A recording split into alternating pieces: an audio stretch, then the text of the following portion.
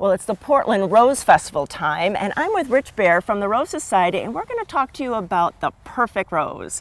So, Rich, you all sponsor, the Society sponsors the Spring Rose Show, and so you have, how many entries usually come every year?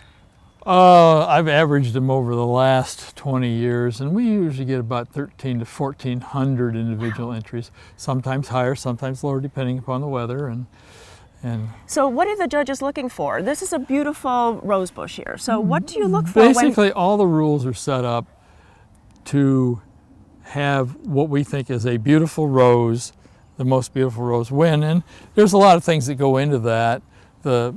Mostly, if you look at a rose as a non-judge, you'd say, well, that's a beautiful flower, or you'd say, you know, if you looked at this one, you'd say, it's not a beautiful one. It's not so good, you know. Right. You're looking at color, form? We're looking at if the color is right for the variety of the rose.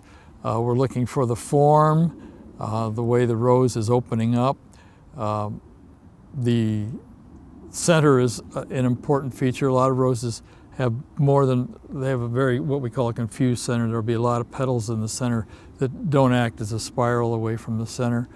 And so it's, as a judge, it becomes very difficult because you could have 10 or 15 roses which are absolutely stunningly beautiful, and we can only pick one. Oh, sure. And we fight after the fact. We go, how did you guys pick that one, you know? And then do you have to bring foliage too? Generally speaking, we would like to, and I'm going to cut this rose here, and I'll hold it in my hand here. If you can, when you bring it to a show, oh wow, cut something that might be 14 to 18 inches tall. Now, there's a rule in this: you can always make it shorter, but you can't make it longer later. Okay, although there are ways to make a stem longer if you actually need to. Well, that's a secret. We won't get into that. So the foliage is also an important part okay. of the judging. The stem and foliage, the leaves are clean. I had an instance once where I would have won the best in show, but the judges came back and said, you know, if you just had cleaned the bird dew off the leaf, it would have done better. and that's an important tip. I'm very lax in what I do at rose shows. I just want people to see the beauty of the flowers that I see. And the day before the show, I walked through the garden, and anything that looks like this would be an outstanding example in my garden for something that's beautiful. And that's what I look for. And I will take up to 40 stems to the rose show. Wow, so you can bring multiple entries, one person? Yes. And really anybody can come. You don't have to belong to the society. No. You just have to bring your roses. And then what day do we bring them to the Lloyd Center? I better refer to that date here, because if I say it, I'd better be right. Thursday, right? From 6:30 in the morning till 9:30. And down at Lloyd Center, and there'll be directions how to get to the space. If you get to Lloyd Center, you'll find us. I'll tell you that. We have signs. And then really, this is over 130 years that this has been going on. Yes, it's the longest in the world. Wow. And then who started it? What's the history? The very first rose show was sponsored by and put on by Mrs. Henry Pittock of the Pittock Mansion fame. She had traveled to Europe, and she had experienced a rose show there, and she just thought it would be a neat thing to do back here.